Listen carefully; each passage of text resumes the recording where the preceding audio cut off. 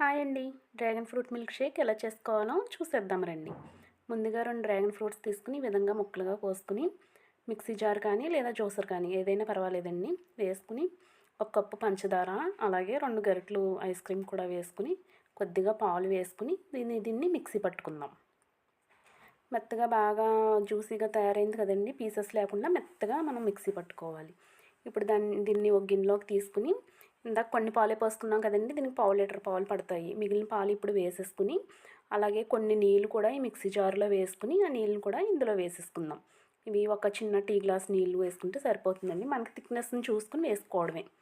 అంతేనండి, మన dragon fruit milk shake ready అయిపోయింది. ఇందులో ఐస్ క్యూబ్స్ వేసుకుని సర్వ్ చేసుకుంటే చాలా బాగుంటుంది. సమ్మర్ వచ్చేస్తుంది కదండి, ఇలాంటి జ్యూసులు చాలా బాగుంటాయి మనకి. ఈ వీడియో మీకు నచ్చినట్టయితే నా ఛానల్ని సబ్స్క్రైబ్ చేసుకోండి. అలాగే లైక్ చేసి కామెంట్ పెట్టండి. Thank you for watching.